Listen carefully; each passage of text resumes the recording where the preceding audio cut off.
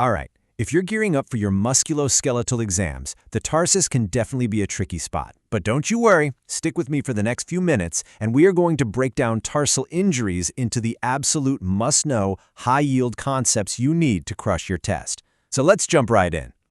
Okay, let's get the ball rolling with a classic exam-style question. So picture this on your test. You're looking at that really complex anatomy of the canine angle, the tarsus.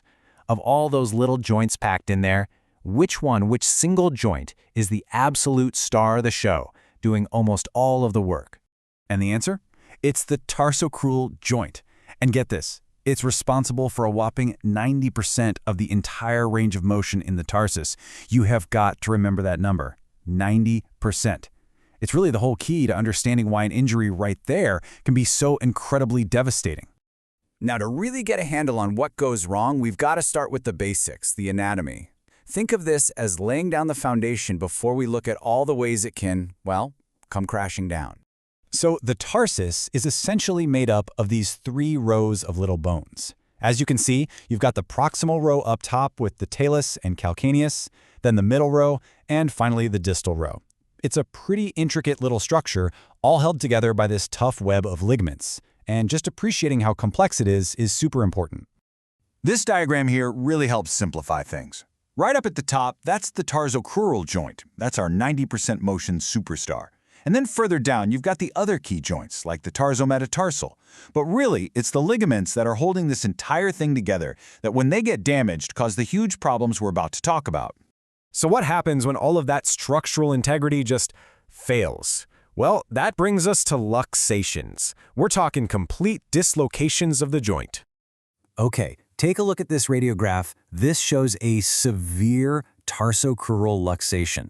I mean, the joint is completely out of place. The bones are nowhere near where they're supposed to be.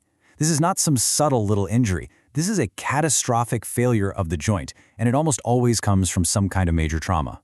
So here is the most critical takeaway. When you see an injury this bad, there is one single, non-negotiable rule.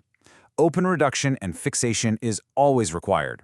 There's no way you can fix this with a cast or a splint. You have to go in surgically, put all those pieces back where they belong, and stabilize everything. Now, while that tarsocrural luxation looks super dramatic, the joint that's actually most commonly injured further down the limb is the tarsometatarsal joint. And that is another really high-yield fact for your exams. The repair principles are pretty similar, but the specific ways we fix it can be different, which, brings us to our next section. Okay, so we've seen the problem. Now for the fun part, the solutions. How in the world do we surgically repair these really complex dislocations and actually give the patient a limb they can use again? The whole process follows a really logical sequence. First up is open reduction. That just means surgically getting the joint lined up again. Then debridement. That's cleaning out any of the damaged cartilage or bone chips.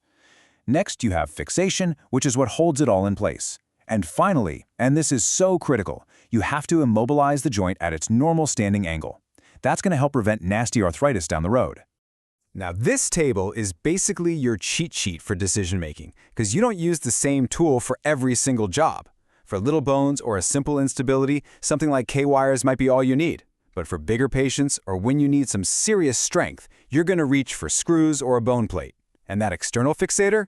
That's your big gun for when you need really rigid support for the whole structure while it heals. But it's not always just about ligaments and luxations. A lot of the time, you're going to have fractures of the tarsal bones themselves. And when that happens, there is one critical question that you have to answer before you do anything else. And here it is. Is the fracture reconstructible, or is it non-reconstructible?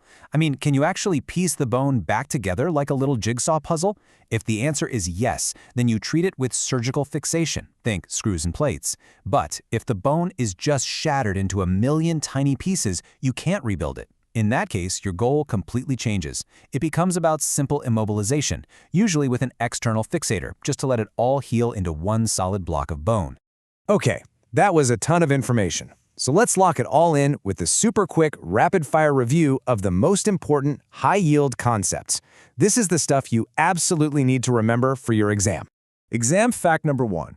The main player, the main functional joint of the tarsus, is the tarsocrural joint. It provides 90% of the motion, which is exactly why injuries there are so serious. Fact number 2, the golden rule for any major tarsal luxation. Say it with me. Open reduction and fixation is required. There are no exceptions. Third thing, for those chronic, long-standing injuries, your treatment has to get way more aggressive.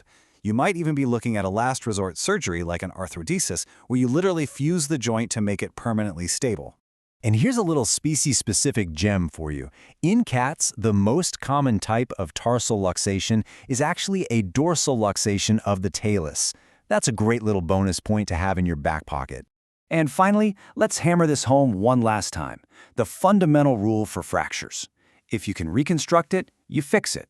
If you can't, you immobilize it. That one simple decision dictates your entire plan. So let's end on this. You're in the middle of your exam, and a radiograph of a nasty tarsal injury pops up on the screen. Based on everything we just went over, what is the very first question that should pop into your head?